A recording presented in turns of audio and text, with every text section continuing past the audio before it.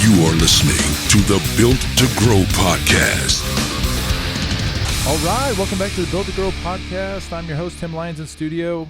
As always, joined by Randy Angston with no beard. What's up? With no beard. Yeah. Cleaner shaven. Yeah, you know, I talked to Jerry Washak today. Yeah? Is he making fun of me again? No, he was kind of bummed. He was kind of mad at you. Because I left the beard gang? No, he's mad at you. He's like, man, I didn't realize Randy was such a good-looking guy. He was really ugly with that beard, and now he shaved it off, and he's actually good looking. Like, I thought maybe he was growing the beard out to cover up his ugly face.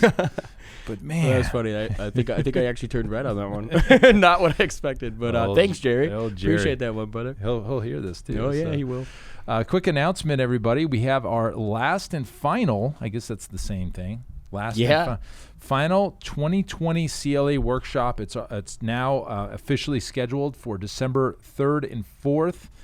That's a Thursday, Friday, and that page is now open for registration. So you're going to be hearing us talking about it. What's the URL for that? winninggym.com/workshop. Okay, final one for the year. So give people a reason why this is probably the best time to do it. Well, I mean, we don't know what January is going to look like, but we know January, is typically the bread and butter months of fitness, right? We're walking into the resolutioner crowd, and as health continues to become the focus, or more and more focus is shed on health as a whole, I think we could see a really big beginning, Q1 coming up. So absolute last time you can have a system like this in your business before the leads come into your business. Perfect. Which is the right way to do things. So, join us for that workshop, put this system into play, and then you have it, and it'll do all your lead and client nurtures from that point forward. Yep, perfect. So don't miss that one, last one of the year. So this episode today, guys, we kind of had a little conversation before this podcast talking about success and why some people succeed and why the world around us is developed and designed to keep you at average. Yeah, I think that it's an overall societal thing where the masses move towards it, and whether comfort, complacency, average is a good way of putting it, but it takes a little bit more if you want to be successful. Well, what's funny? If you really think about it, if everybody was successful, then that is the average. It would be the new average. Sure. Isn't that interesting how that works? Well, but what we define success versus what is average or maybe below average, it's probably what everybody else would agree to. I mean, at some level. Sure.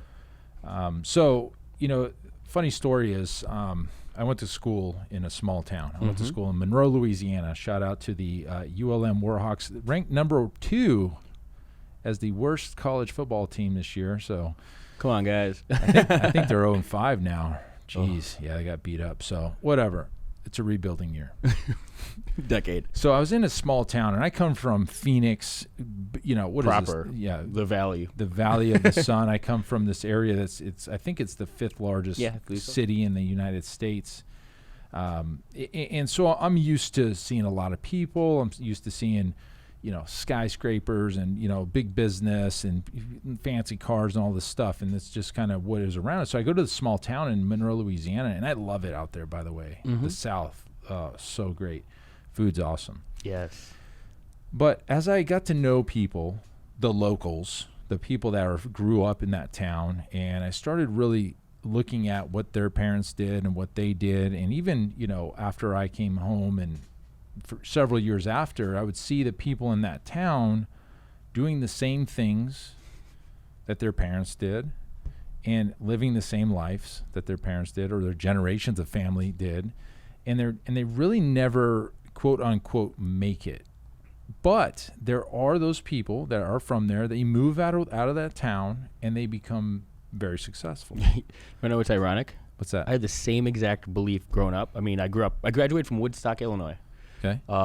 So those of you who know Woodstock, fun fact about Woodstock, that's where Groundhog's Day was filmed. Oh, so Bill Murray. Every single day, the same thing over and over for a lifetime is exactly how I looked at that town. And I had that exact thought as I was, coming towards graduation, what's next? I knew that was not the area that I wanted to stay in for the limited potential in my eyes, right? And which is kind of an epiphany because a lot of people don't see it. They don't see that. Okay, so you noticed it even young. Yeah. absolutely. I think, when I started, because I've always tried to be pretty aware, right? And I've always considered myself pretty intelligent, and I was told, you should be an engineer or a computer programmer, or, all of these different things. Jerry thinks you should be a model. Well, all right, Jerry, I'll go model. I'll be the face of Fit in 42 for you. But those career paths typically equated to, larger income. And so my whole kind of forecast for myself was, okay, this is the potential. This is the threshold. This is where I should be in alignment with. And so I think right off the bat, I looked at other options if I didn't get away, or what are my parents doing, my friends' parents doing, what are my friends or my parents' friends doing, everybody in that area, right? Like, what is the next generation's job, or how close are they to where they work? All of that stuff came into play. And it seemed to me like if you wanted more than average, or basically filling your parents' shoes, you had to either go towards the city or elsewhere, right? The income in that rural area was strange. It's strange. Well, and you mentioned this, and this was what kind of makes a lot of sense is your vision of success as somebody in a small town, or maybe just think about your group of friends and the people you surround with, because we speak to everybody, and maybe in a big town, you may be in a small town. But if you're listening to this show, I would venture to guess that you're probably much more successful than a lot of the people around you. I would agree. Because business ownership is, well, that's why you're listening to the show, because you're a gym owner or you're a business owner, but that path is not average. That path is outside the norm, and everything in your world is built against you. Yeah. And it's interesting. Everything is to support the mediocre. So let's go into some examples. We were talking about this earlier. Let's think about health and fitness for a second. It is wildly acceptable to eat McDonald's. Sure. Convenience, fast food, just grab and go without any understanding of the repercussions, right? Even not even necessarily McDonald's, but packaged food, processed foods. But it's wildly acceptable. Yeah. Oh, yeah. And healthy food is hard or expensive. But the vice versa is where when you eat healthy, like in a restaurant, so you go out with your friends from high school and you go out to a restaurant, everybody's ordering crap, and then you order off the menu and say, hey, I just want some steamed broccoli, some salmon. Everybody gives you a hard time. And again, it's stacked against you. You're going outside. You're going upstream. Sure. I was just thinking the same analogy. You're going against the grain because the norm is unhealthy. The norm is average. The norm is mediocre, in debt, in a job you go to work and you hate every day, and you just go, and that's life. And everybody says, "Oh, that's life." Is that the difference between taking the path of least resistance and like the easy path versus making a decision? And we talk about this, and I talk about this with business owners that call in with us. I go, here's everything. This is what you say you want. This is the path that we have. This is the results of those that have taken that option. Ultimately, you need to make the choice. I can only, again, you can lead a horse to water type of thing, but it's your choice to make. And the easy path is to continue doing what you're doing. The difficult path is accepting the fact that, okay, I need to do more work to get to where I want to be. I need to do something different. Align myself with different beliefs, align myself with different people. Absolutely. You're the average of the 5 people you hang around with the most. And that couldn't be more true. It's so crazy how... It couldn't be more true. Okay, so here's a great example. You hear about the athlete that, breaks out of the small town. Maybe he was mixed up with the wrong crowd.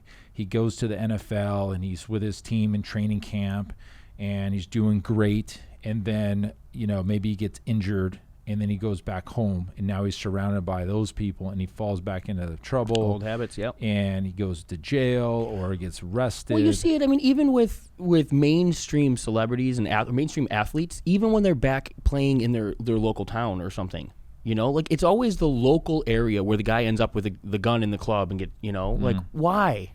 You know what I mean? It's because of the people and it's your area of influence that's home based in a way, and that level of influence, I think, is so if more we know neutral. this to be true, Sure. if we know this to be true, as you listening in, as you know this to be true, what are you doing about changing the environment that you're in? I could tell you what we just did. Yeah. We just took a giant leap into a new mastermind group.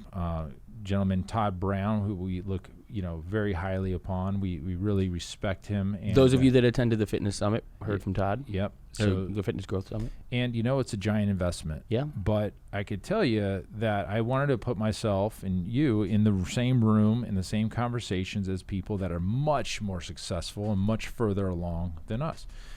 I could tell you without a shadow of a doubt, we're probably in the lower third of that entire organization, of that mastermind. Sure.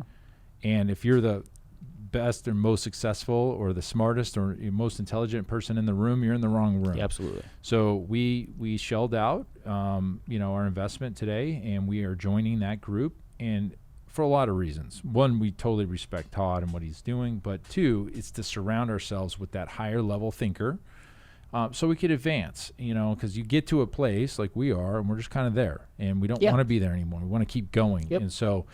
And that's the same thing for you as a gym owner. What are you doing? What investments into your business, into your personal life, are you making to advance, or are you just doing the same thing every day? Yeah, that's the question the conversation I have consistently with gym owners, and it's what do you want out of this? What is this doing for you as an individual, as your family, as a business owner? There's all these pillars of life. Is it checking the boxes of your happiness? Is it providing you with the life that you wanted as you made a difficult decision to become a gym owner? Well, I think that's even too far down the road for people to realize. Is this checking the boxes that makes me happy, or is it knowing that what I'm doing isn't working, and if I do this instead, I can get all those other check boxes filled? So that decision for us to go to top one was because we want more. Yeah. And we feel like that's the path to get there. Same thing for the people talking to you on the private client coaching calls, getting on to come on board with us. Mm-hmm. What they're doing is not working for them. They give you the list of all the things, and here's the things that we can do for them, but they have that trouble making that decision. Yeah. So I think about what I did when I made that decision just over the weekend. I talked to you. Yep. I talked to our buddy John. Yep. Talked to Aaron. Yep. And I knew the every time that we grow as a business, at Pulse, at ProFit, or whatever, personally, it's because of the groups I'm in. Sure. It's just that easy. So when I joined the STS way back, we made some strides. When we joined Russell Brunson's group, we made some strides. The little coaching programs in between, Dan Henry and Bailey and all these folks that we invested in. Yep. Joel and those guys. We made little steps. Yep. Little steps. But the big steps were the masterminds, were the big coaching programs. Was all that stuff. I completely agree. And so that's what made the decision easy for us. Mm-hmm. It wasn't easy to write the check. Hell no. That one stings. But in a way, that's kind of because and we'll vouch, right? Like we've done this, and there's a reason that we are big on helping other gym owners grow, and that's because we've aligned ourselves with the same thing from those that we look to and aspire from, right? Like the Todds and the individuals in his groups, and the Russell and those individuals in those groups. You can't say, hey, cool, I want all of this, and then not be willing to do anything that it takes to get in that seat. Right. And that's it works backward, almost backwards. People are always like, oh, well, I'll invest in that in a mastermind once I get there. Well, no, guys, like it's designed to help you get there. That's right. Yeah. Well, that's the same thing when somebody walks into the gym. Like I need to get in shape before I can walk in the gym. Yeah, before I hire a trainer. Exactly. Coaching is the opposite, and that's the I think the difficult connecting of the dots is the fact that sometimes you need a fresh set of eyes. Sometimes you need influence from others that have done and gone down the path before you. We get in a routine. Every one of us does it. You know what I mean? Our business can sometimes seem cyclical, right? Mm-hmm. And when you're not focused on the forward, what it takes to make that next step, you end up doing the day-to-day repetition without pushing and striving for more. And that's exactly why we're talking to you guys. Yeah. This epiphany that we had years and years ago, but it keeps happening, right? You're like, well, we're at this place. We need to break through. What can we do? Well, we can do this, this, and this. Let's join a group. Let's do different coaching. Continuously improving. That's it. Yeah. Continuously improving. And so this kind of goes back to the law of average that the world set up around you. Is there's ways out. There's Absolutely. ways out of being average, and that might mean moving out of your small town and starting a new life. That might be one. That might be taking that big risk. It might be joining the coaching groups. But there's a way. And I think, unfortunately, in the fitness industry of all, maybe internet marketing might be worse. Maybe. But what I was saying is there's some scumbags out there. Absolutely. There's the people that take people's money and don't give them any value, and they kind of like screw them over in a way. They don't try to help. They don't do anything for them. And then they disappear, right? And so that makes it difficult. And so a lot of gym owners are tainted, and they've got a bad taste in their jaded, mouth. Jaded, great word, yeah. Jaded, and they're not willing to do it all again. I've already got burned once. We hear it all the time. Why is that? Literally every single call, somebody that they've worked with, whether it be a past coach, a past ad guru, or marketing expert, or something. Those two are like synonymous, like you said. Somebody has a bad taste in their mouth. And full disclosure, I don't know if it was the fact that, the expectation was wrong. Maybe the company did 100% of what they said that they were going to do, or that they were capable of doing. Maybe they overperformed, but the expectation in the consumer's eyes, in the gym owner, is that they should have done more, or they needed to do more. I think that some of that lately with the internet marketing is starting to shift. The responsibility isn't so much that the expectation from the internet marketer is a bad thing. It's just that we've been so spoiled for so long that our expectations are what we saw in 2015 when it comes to Facebook lead gen, when we live in a different society. 5 years, 6 years later, it's entirely different. Well, yeah, and if you're confused about what that means, go back to that episode we just did on the numbers, the analytics of the campaign, and understand that even with higher cost per leads, there's still revenue to be made. And there's return on investment, actually return on ad spend, ROAS, and the I guess the playing field's definitely changed in regards to the cost to play. Yeah, and they were spoiled, but there's plenty of gyms that never even were in business in 2015, so they wouldn't, maybe 2016, but maybe they just started in 2019. They wouldn't know. Sure. And they've got burned. Oh, and by no means am I trying to say that there are absolute scumbags in both of these industries. I mean, it's prevalent. I mean, we see it on a day, and you kind of hear the same ones over and over. Oh, absolutely. I mean, there's names that I won't throw out that, I know for a fact I feel bad when somebody signs up with them, and it's just because I'm talking hundreds of people have mentioned some of these names. And they've been burned. And their gyms are in disarray because of it. Like to the point where they're personally hurt. I've heard people say some things that, there is some personal pain with some of the ways that some of these relationships have gone down. Yeah, and that's scary because, again, we're dealing with you guys' lives here. Your business is not just something that you show up for work. It shouldn't be something that you just show up for work every day or whenever you want. Right? It carries over. This impacts your day-to-day everything. Yep. When you pour your heart and soul into Families too. Family, hell yeah. Parents, kids. What is the number two, right? Finances. Financial is number one reason for divorce, I think. Health. Number one is financial. Financial. Yeah. Now imagine all of that responsibility being on there as well. Burn. Sucks. Well, here's your wake-up call, everybody. You've got you're in quarter 4, 2020, probably a really odd year, not a normal year. Hopefully it settles back into the way it used to be. The normal norm? Yeah, the normal, the old normal. Yes. The old make the old normal new again. Yes. But you're at like many of you, at a crossroads. You could continue doing what you're doing, and if you continue doing what you've always done, you'll always continue to get what you get, what you got. Or you can make decisions to change. Maybe it's your circle you're in. Maybe it's your model of gym. Maybe you've been doing the same model for 10 years, and you know what? The writing's on the wall. You need to make a change. We had a coaching call with a very well-known franchise, and a very successful guy. And he brought his team on, and what he's been doing, he saw the writing on the wall. He's like, Tim, you obviously done the small group training thing for a long time. I just really need, to bounce ideas and questions. And so we did some coaching calls. Great, smart guy, great team. Brought Zach on the call, talk about program design and how we do that with our small group training. But he's, at a point where if he continues to do what he's always done, he'll continue to get what he's always got. And he's like, no, I want more. And he thinks that things have changed. So small group training is for him. Every check box is checked on that deal.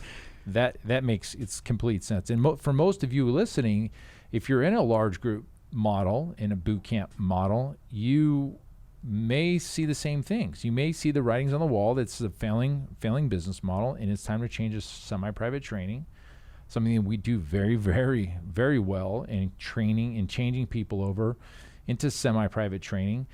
Most of the time, there's no negative. It's only in our head. It's in our head. It's a perception. My clients won't pay that, or they don't want that. They signed up for this, and we can't change them into that. It's in your head. We just finished up coaching with another gym. Same exact things. He goes, I've been wanting to change for 3 years into semi-private training. He gave me every reason why it wouldn't work. He did it. Cost too. I mean, that was a big one. I know he had a lot of reservations around his marketplace. We're already the highest in the area. How am I going to charge twice what I'm charging now? I'm like, do this, this, and this, and he's doing it. He's doing it and crushing. He's doing very well. So a lot of upside for that. So guys, if that's you can make some decisions. You can do it alone. That's an absolute choice for you. You can do it alone and, go through all the headaches of doing that. Or you can hire somebody else to help you with that, or you can hire us to do that with you and hold your hand through the process and answer the questions for you and guide you. But if you don't change, you're going to be in the same spot next year and the year after and the year after. And is that where you really want to be? And that's a good point. I mean, because you always have a choice. You always have a choice, no matter what, right? And indecision is a choice. Hiring a coach, 9 times out of 10, what you're paying for, guys, is like the confidence and comfort of knowing this person's done what I'm trying to do, which is peace of mind, but you're buying time and speed. That's going to be implemented into your business a hell of a lot faster than when you're out there trying to do this on your own, and then you learn all of the struggles or all of the things that, there are things that have to happen or will come up, and if you don't know how to handle certain things, how those discussions are going on, how the transition should happen to, from your branding and your external side to your internal clientele. All of this stuff has been figured out. If you want help with it, that's what a coach is there for. It's funny. This is the thing that we do the most. When we get our private clients, we work with them, this is what they want the most. They want to change their model from large group to small group. How do I do it? What's the price points? How do I lay it out? How do I roll it out? What's the launch look like? And every gym's a little different. And the 3 guys that I'm thinking of right off the top of my head, 3 gyms, they've been wanting to do it forever. We did it in 8 weeks. That's the thing. How long does it take you not only to make the decision for yourself, but to actually do what it takes to get it done? I would say these guys have probably been thinking about it for years. Years. And maybe that's you. And it's okay because that's normal, right? I mean, it's a tough decision sometimes, but it's actually not. If you really look at all the pros and cons of moving from large group to semi-private, it's obvious. It's the fear of the unknown. I mean, ultimately, we just did the same thing, right? For ourselves. I mean, our investment towards our future growth. I mean, we don't have necessarily I don't want to say like an understanding of like the transition that we're trying to make or what the next step actually looks like for our business, right? Nobody's showing us the dollars and cents and why this makes sense. We just know that we want more. Mm-hmm. In that transition, like we know through simple math and large group to small group, that transition is a giant win. Like you said, almost zero downside every time. Yeah. I'll give you the downside right now. I'll tell you the one thing that you can't fix this. It's more fun most of the time to train in a large group, like for the coach's sake. It's fun. The energy's high. There's 50 people flying around sweating. Sure. The energy's crazy.